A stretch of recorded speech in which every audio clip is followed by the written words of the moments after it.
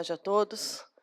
É uma honra estar aqui novamente, depois de alguns anos. Eu me lembrei que eu conheci o lugar, onde nós tivemos a oportunidade de discutir questões que faziam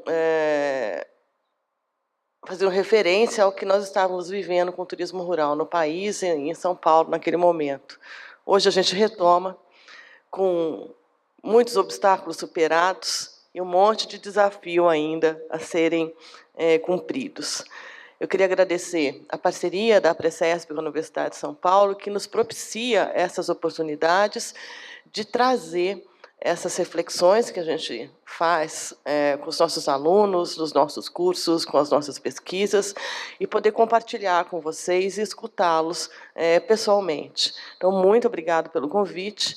É sempre uma honra estar aqui participando desses eventos, além de encontrar velhos e queridos amigos, né?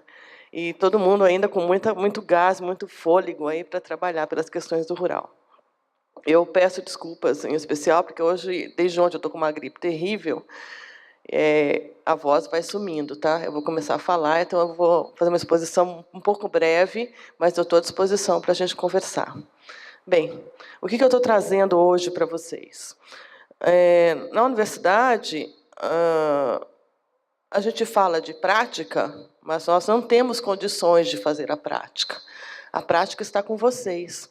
Então, a nossa competência nesse universo é conseguir observar esse cotidiano de vocês com alguma distância e sistematizar esse conhecimento que vocês geram.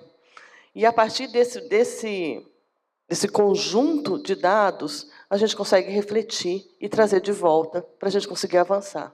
Esse é o papel da universidade. Então, quando a Márcia me perguntou sobre o que eu poderia trazer, ela falou, traga prática. Eu falei, bem, não sou pesquisadora, a gente não tem isso, né? Mas eu posso trazer uma reflexão sobre a prática, né? E sobre a realidade que a gente tem vivido no turismo paulista. Particularmente, em 2016, eu preparei um estudo, uma tese de livre-docência já, num outro patamar da carreira, em que eu tinha que decidir se eu falava de rural ou se eu falava de transporte por fretamento, porque são os dois temas que me despertam muita curiosidade. E eu decidi que eu tinha muito material para falar de rural. E preparei um documento, que é a tese de livre-docência, em que eu vou tentar, né, traçar uma trajetória do que é o turismo rural no estado de São Paulo. E, nesse documento, além de observar o que os pesquisadores pensam sobre isso, eu também tinha dados da Abratur, que ela coletou com vocês em 2014, em que ela tentava traçar um perfil desse empreendedor de turismo rural do estado de São Paulo. Eu juntei tudo isso, né, fiz um bem bolado, e eu estou trazendo para vocês hoje um resumo, né, das principais questões que foram apontadas ali, que a gente conseguiu verificar. Junto com isso, que é o começo da conversa, então esse é o turismo rural paulista hoje e ontem, né? Nós também tivemos uma oportunidade única dentro da universidade, na pós-graduação, com uma disciplina que discutia turismo rural. E a equipe, né, de alunos, pequenininha, mas muito dedicados da disciplina, me desafiou a gente construir, né, um estudo em que a gente pudesse verificar quais eram as tendências do turismo rural no Brasil. Falei, nossa, esse povo é meio metido, né? Mas vamos ver até onde vai. Bem, a gente começou o trabalho, levantamos os dados, temos uma análise preliminar, que eu vou trazer aqui muito rapidamente, mas também essas coisas demoram um pouquinho, a gente está quase terminando, e quando tiver resultado, de fato, a gente compartilha com todo mundo, até porque a gente precisa ouvir, né, de vocês as percepções sobre isso. Bem, então vamos lá, né? Feitas as apresentações. Tadã! Foi. Opa, pulei. A gente mudou a cor das coisas. Eu queria começar com algo que, quando a gente fala em políticas públicas, em investimento, em poder de um segmento, é fundamental. Enquanto a gente não tem dados sobre a força desse segmento, a nossa força política ela costuma ser muito pequena. Ou a gente aposta entender esse segmento com profundidade e sistematicamente produzir conhecimento sobre ele, mas principalmente conhecimento que pode mobilizar os nossos políticos, né, no sentido de geração de emprego, geração de renda, investimento, quantidade de empresários, faturamento, a gente não consegue mudar a realidade. Isso é uma característica do próprio turismo. E a gente vê isso também dentro do turismo rural. Então, um dos trabalhos que eu tive que buscar, né, uma das questões que eu tive que dar conta durante a pesquisa, foi tentar identificar o que nós tínhamos de dados efetivos sobre o turismo rural, seja no país, e especialmente em São Paulo. O que me incomodava muito é que esses dados não estavam em lugar nenhum. Eu disse, mas como é que nós vamos fazer alguma coisa se a gente nem sabe quanto é? Nem onde está? Nem o quanto isso gera de emprego e renda. Como é que eu vou convencer alguém? E aí eu descobri um estudo da CAT, né, da Secretaria de Agricultura do Estado de São Paulo, que é o LUPA, que é um estudo, um censo que eles fizeram em 2007. Vocês vão ver que o dado é até antigo, né? Fizeram em 2007. E dentro do estudo de unidades agrícolas, que eles chamam, unidades produtivas rurais, eles conseguiram, não, eles estavam preocupados naquele momento em tentar descobrir o quanto disso tinha outras atividades que não eram a atividade agrícola. E se depararam com uma situação de quase 3.000 propriedades, né, trabalhando com diferentes aspectos de serviços, né? Seja trabalhando com agroindústria, esporte e lazer, extração mineral, hotel, pousada, spa, pesca e pague, restaurante, transformação artesanal, turismo rural e ecoturismo. Bem, o que isso aqui mostra para a gente? Que a gente está falando de coisas completamente diferentes e o pessoal da agricultura não está entendendo. Que nós temos questões conceituais de turismo rural que estão impedindo, estão restringindo a nossa capacidade de conseguir observar esse cenário com clareza, que nós estamos contando coisas diferentes. Então, como é que eu digo para o governo do Estado que o segmento de turismo rural é significativo se nem o conceito de turismo rural está claro?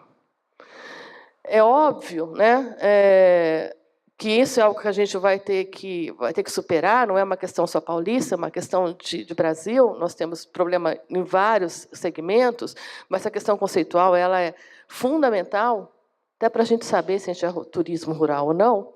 Mas a outra questão que se apresenta, e que tira da gente um pouco a força, é que esse universo que eles identificaram, ele representa 1,6% do total de unidades produtivas rurais.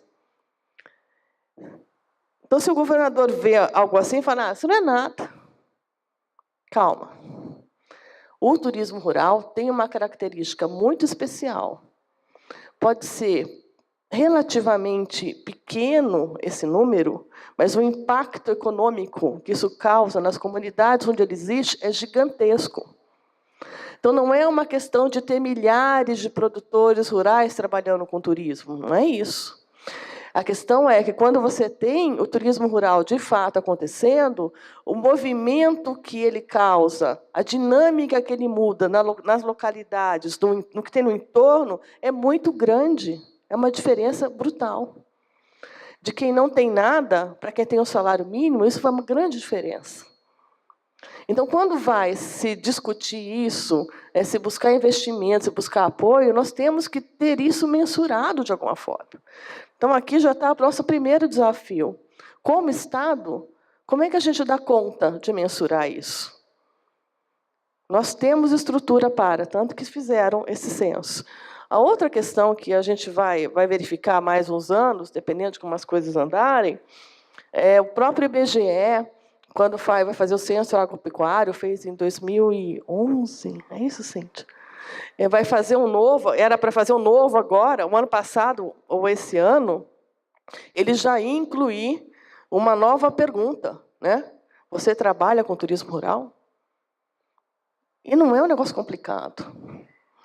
É só achar que isso é importante. Mas por que o IBGE percebeu que ele deveria começar a olhar para isso? Porque muitos dos estudos que ele fez nos últimos anos começaram a apontar, né? Essas questões começam a emergir num pesque pague aqui, num hotel fazenda ali, numa mudança na dinâmica rural que ainda não está estabelecida, mas está em processo. E aí ele falou, nossa, o paradigma está mudando. Vamos olhar isso diferente. Então, mais alguns anos, a gente vai ter mais informação. Mas não podemos deixar, né, para que isso demore demais. Porque não dá para pensar em política sem ter informação de qualidade. Então, começando por aqui. Ai, ficou muito ruim meu mapa, mas ele está tão bonitinho no trabalho. Esse daí não era nem amarelo, tudo era verde. Ficou uma cor só. É um problema de imagem, gente? Acabaram com o meu mapa. Que agora eu não consigo identificar nada. Mas qual era a proposta? Quando a gente fez o levantamento, foram cerca de 220 empreendedores rurais que responderam o questionário da Abratur, né? E com aquela resposta, a gente começou a mapear. Mapear em que sentido? Onde é que eles estão? E aqui era importante que eu conseguisse ver. Depois eu mando material para vocês, mas a gente tinha empreendimentos, né? Coisa esquisita mesmo. Até 5, quantidade de empreendimentos. Regiões com até 5 empreendimentos, regiões com 6 a 10 empreendimentos, regiões com mais que 10 empreendimentos. Então, dá para ver, dentro do estado de São Paulo, onde é que esses empreendimentos estão crescendo, né? E tem quantidades, estão atuando de modo expressivo, né?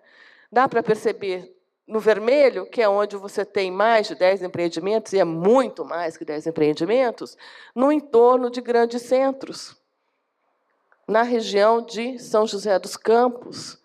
Isso tem vários motivos, né? Porque existe mesmo e porque os empresários daquela região resolveram responder ao questionário, né? Tem essa também, não estou dizendo que não tem no resto, mas foi isso que a gente conseguiu verificar no primeiro momento.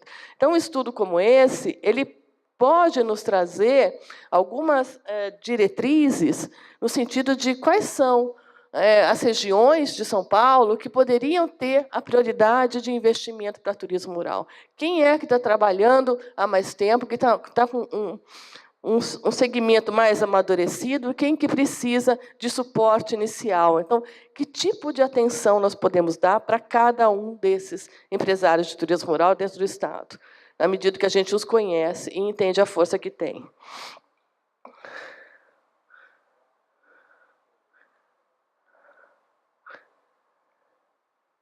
Para vocês? Não foi. Não. Passei muito. Estou voltando. Inserção. Bem. Eram muitas perguntas, tá? Eu selecionei algumas que eu achei que podia interessar mais para a temática de hoje. A outra questão que é significativa, que estava presente no questionário, né? Como é que esses empreendimentos de turismo rural eles estão inseridos em ações mais articuladas, né, dentro do próprio turismo? Porque uma das grandes dificuldades de pensar o turismo rural hoje no país é porque ele está muito focado na ação individual dos empreendedores. E a gente sabe o quanto isso pede de fôlego, né, e de capacidade de gestão de cada empreendedor, de cada um que tentou montar o seu próprio negócio. Para alguns autores, tem lista de 10 ou 15 competências que esse gestor tem que ter. Pô, o cara é um gênio, né? Não faz mais nada da vida, só cuida do empreendimento rural dele. E quando é que esse cara, que tem que cuidar todo dia do seu empreendimento, tendo dar conta de um universo tão diferente de ações, pode ter uma percepção de que seu empreendimento faz parte de algo maior, ou de que seu empreendimento contribui para o desenvolvimento de uma determinada região. Então, quando nós pedimos, né, para os empreendedores responderem, era no sentido de: você está achando força junto com o seu vizinho? Ou você continua trabalhando sozinho? Existem facilidades para que você esteja numa situação de articulação? Ou você está sempre achando que está pedindo só para você? Ou que está buscando só para você? Então, uma mudança de perspectiva pode vir, de fato, ajudar a gente a ter um outro patamar de atuação, né? E, nesse sentido, como é que a gente percebe? O circuito das frutas é o circuito turístico que mais tem participação de empreendedores, seguido pelo circuito da mantiqueira, né? E depois uma dispersão entre vários roteiros e circuitos, mas o mais assustador é que ele não está em lugar nenhum. Está sozinho. Outros que não sabem, não informaram. Então, a gente é capaz de até juntar aqui. Tem um monte de gente que está sozinha. Não é ruim ficar sozinho? A gente sempre quer alguém, no mínimo, para falar mal dos outros.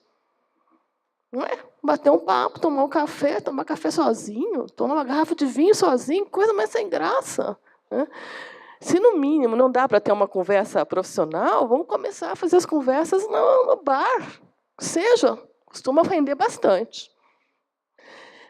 Então, essa questão de integração ela é fundamental. E ela ainda não está acontecendo no Estado, mesmo a gente sabendo que existe uma força grande nessa direção.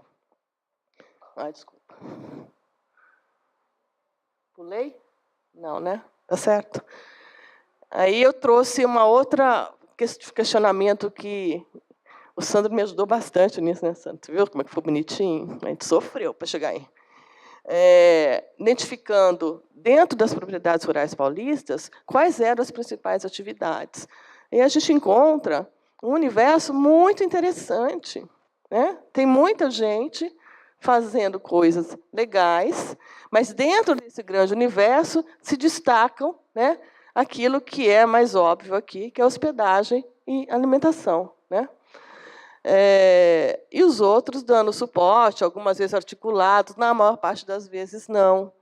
Normalmente é alguém que faz alguma coisa muito especial, e aí ele recebe muita gente, e o outro faz a outra coisa, mas não é porque eles combinaram, falaram, nossa, que legal, você faz isso, eu faço aquilo. Não, é porque foi fazendo. Né? E isso me levou a uma reflexão sobre o que é que os empreendedores de turismo rural pensam que é atrativo. Como é que eles tomam decisões acerca do que é relevante ou não é relevante oferecer para os seus visitantes? Como é que eles sabem o que as pessoas querem? Ou a gente só oferece o que a gente tem? E a limitação do que a gente entende? De modo geral, e aí eu tenho muito texto sobre isso no trabalho, não vou ficar falando aqui, isso me levou a pensar sobre as seguintes questões aí que eu devolvo para vocês. Acho que vocês é que têm que pensar nisso e a gente vai refletir junto. Né? O que é atrativo para o visitante? Você tem portfólio de produtos e serviços? Você sabe o que você está fazendo? Ou você tem lá, vai fazer a trilha bonita, ou vem comer o camarão, sei lá. Né? Não sei porque eu pensei nisso agora. Você consegue se articular com seus vizinhos para produzir uma experiência interessante para quem está te visitando? Ou ele só vem para o seu empreendimento e vai embora, e nunca mais ele vai pensar em voltar, porque ele não viu que dá para fazer outras coisas? Você entende que o seu empreendimento faz parte de algo maior e que ele poderia estar se aproveitando de todos os investimentos de divulgação que são feitos no turismo da sua região também? Você sabe o que a demanda, o que os turistas, o que as pessoas estão buscando quando vão para uma área rural? Ou você só sabe superficialmente? Você suspeita? Você entende que tem uma mudança muito forte de comportamento das pessoas que vai ficar cada vez mais intensa nos próximos anos? Você entende que a tecnologia está mudando o nosso jeito de fazer as coisas? E se alguém está indo hoje para a sua propriedade por causa do boca a boca, daqui 10 anos ela não vai mais, porque essa geração, na verdade, ela vai estar levando, ela vai ser o velhinho que os filhos vão estar levando e os filhos vão tomar decisão de outro jeito? Então, se a gente não olhar para hoje, para frente, a chance de estabelecimento permanecer pode ficar muito mais restrita, né? E aquilo tudo que você acha que é ser rural, está de fato refletida nos produtos e serviços que você oferece? Tem um pesquisador da universidade que não tem absolutamente nada a ver com turismo rural, mas eu amo de paixão. Ele é músico, vocês devem conhecer. O professor Ivan Vilela. É o cara da viola caipira. Se não conhece, começa a botar as coisas no YouTube, vocês vão curtir.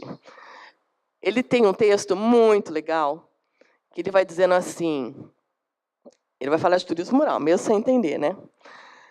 Então, a música no espaço rural deveria ser algo muito, muito considerado.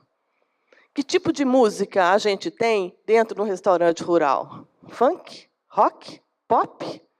Ou a gente está valorizando as nossas raízes? Ou a gente está trazendo aquilo que vai diferenciar a experiência de estar naquele espaço?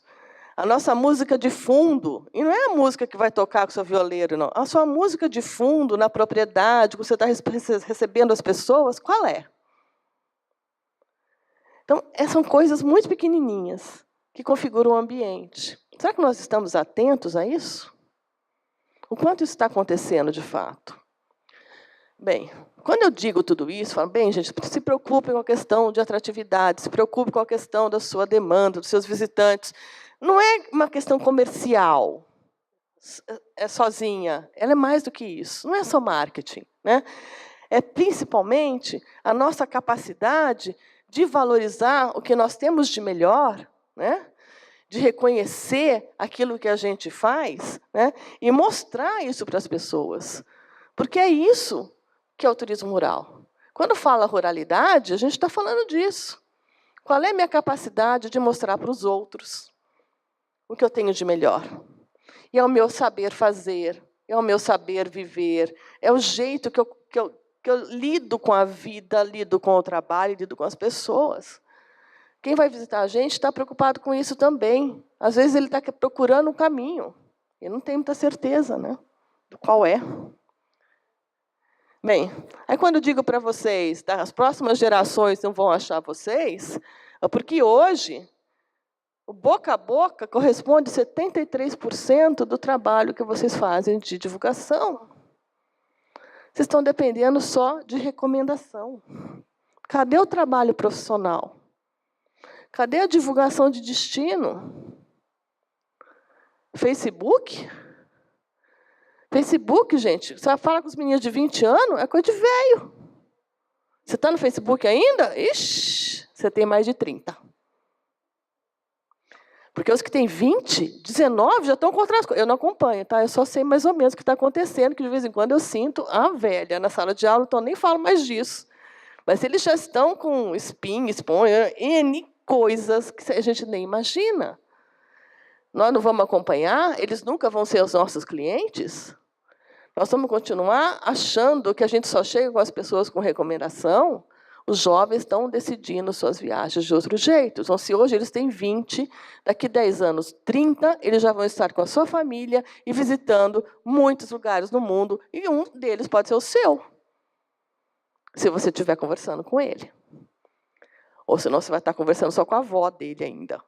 Então, atenção, né? Isso é fundamental.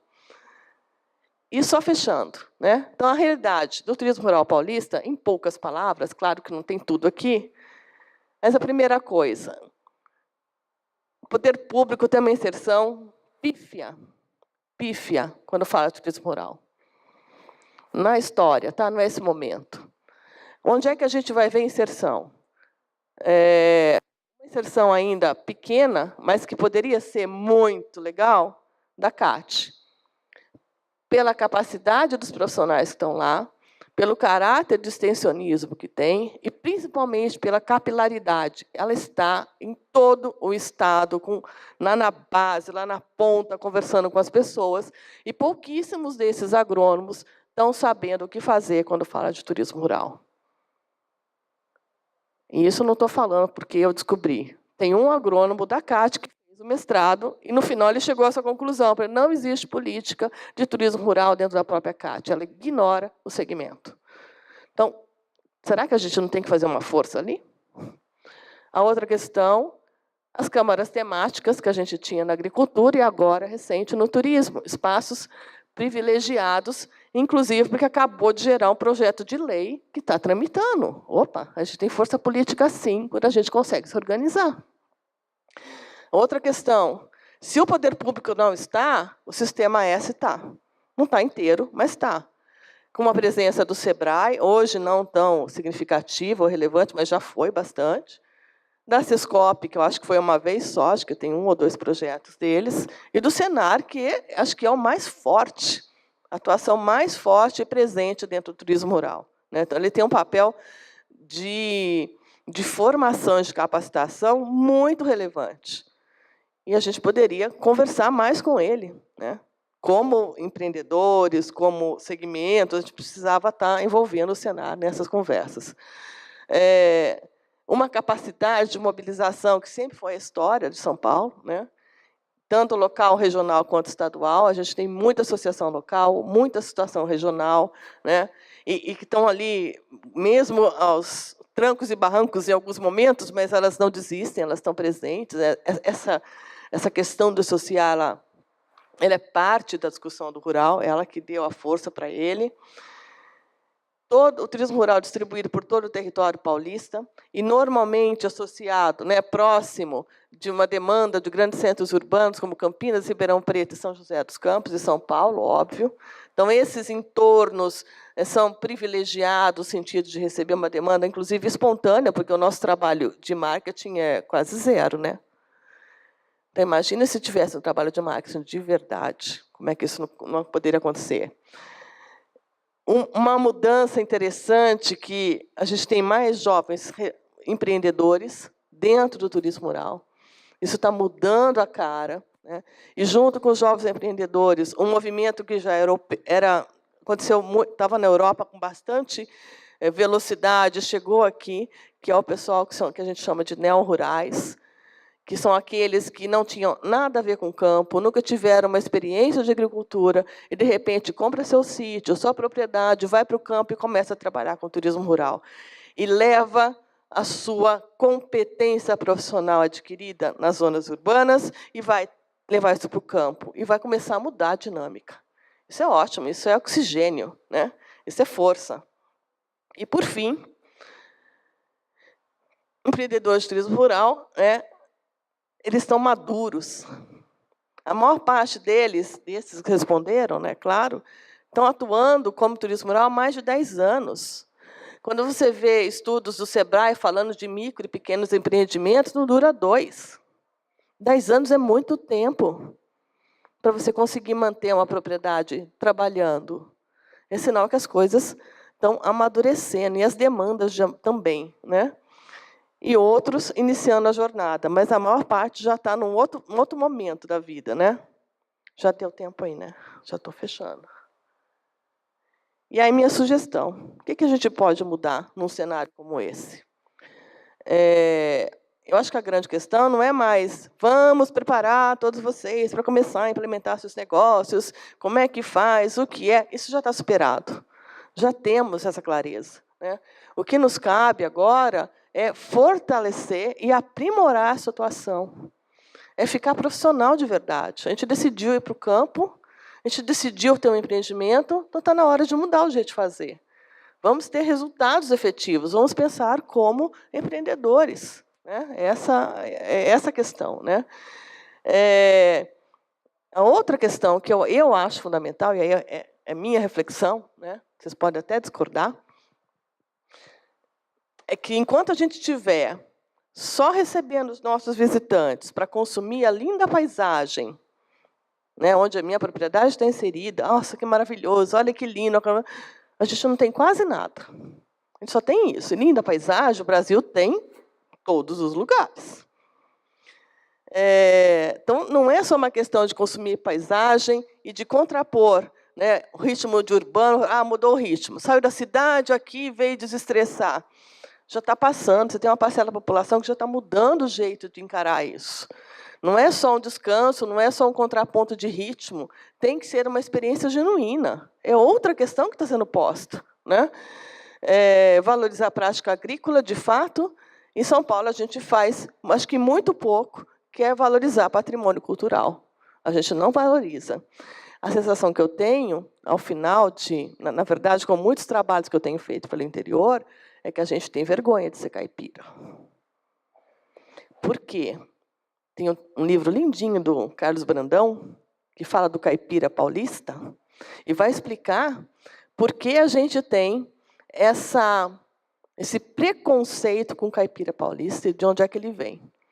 Nós sempre associamos o caipira paulista ao pobre, ao cara ignorante, ao cara sem saúde, aquilo que há de pior.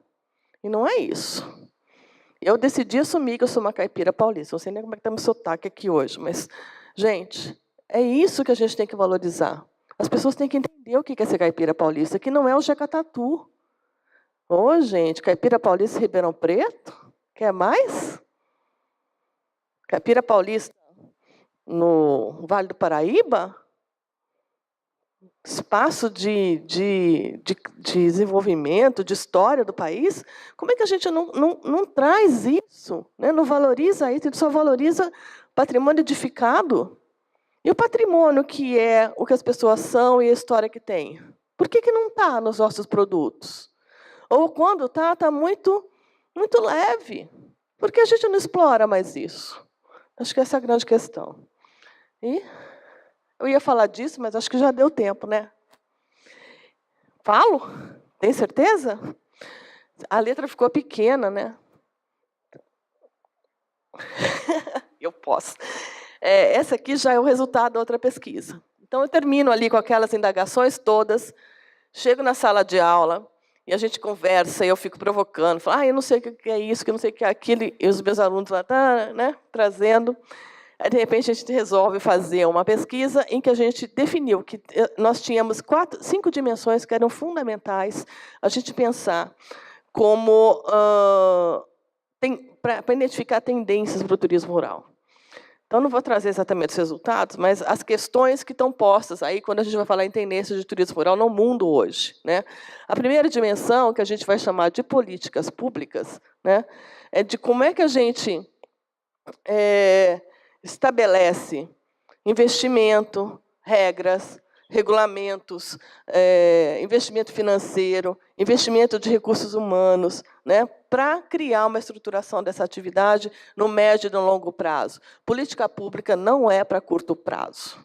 Não funciona. Isso é a dificuldade, né? Tudo é 4 anos e política pública tem que ser para 10, para 15, porque é construção. Então, quem vai garantir que a política pública, de fato, aconteça e nos atenda, somos nós, empreendedores, universidade, associação, porque, dessa forma, quem estiver no governo, em momento que for, vai ter que nos atender, né? Porque a gente já determinou o que a gente quer. Então, ele tem que nos ajudar a alcançar. Então, política pública é fundamental para pensar tendências. Empreendedorismo, capacitação e profissionalização, num universo em que a gente não pode só fazer consumo de paisagem e nem urbano-rural, também é fundamental. Pensar no turismo rural como um produto, sem vergonha de dizer que é produto. Nós estamos no campo com uma atividade comercial de prestação de serviços. Não dá para fazer mal feito. Se não tiver clareza disso, então nem começa. Porque vai se arrepender. Mas faz parte. Tem que estar se tornando cada vez mais competitivo. Quanto mais gente percebe possibilidades, mais competitividade a gente vai ter. Não quer dizer que a gente vai se entregar à fala do mercado, se a gente tiver clareza do que a gente está fazendo. Mas que a gente vai ter condições de se manter e de manter as famílias que estão trabalhando com a gente, ou que estão envolvidas, né, nesse negócio. A demanda, que é fundamental, porque elas estão mudando as motivações, o desejo de se aproximar com a natureza.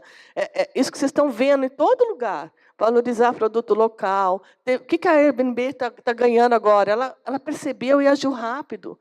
Então, eu vou ficar num quarto, mas eu vou ter alguém da cidade que vai passear comigo. Oi, Olha a experiência diferente. Eu vou ter contato direto com as pessoas. Eu vou ter experiências de conhecer a vida do outro. Mas se isso está numa perspectiva de turismo de massa, como é que isso fica dentro do espaço que é rural, limitado e com todas as fragilidades que tem? A gente vai ter que avaliar isso. De que maneira a gente vai poder trazer esse tipo de turista para dentro do nosso empreendimento? E mais do que isso, né? Uma grande dificuldade de articulação entre os grupos que nós temos, e aí é uma fala bem curiosa, porque ela é muito provocativa. Como é que se junta, dentro do universo do turismo rural, a agricultura familiar, agronegócio, comunidades quilombolas, assentamentos rurais, entre outros? Todos eles fazem parte desse universo. Será que a gente não consegue conversar? Vocês aí vão ter que descobrir. Depois vocês me contam e eu coloco na próxima apresentação. E, além disso, acessibilidade, gestão de segurança, sustentabilidade e uso de tecnologia. Está pouco? Está bom. Esse é o futuro próximo. Não é o futuro distante, não. Bem, aqui é um pouco do estudo, mas eu vou deixar para vocês verem depois. Eu botei muito pequenininho, não ficou bom. Se tiverem interesse e gostarem de trabalho longo de universidade, isso tudo está disponível no site da USP, teses.usp.br, e vocês podem ver o trabalho na íntegra lá. Fiquem à vontade. Gente, muito obrigada. Desculpa eu ocupar esse tempo todo aí de fala.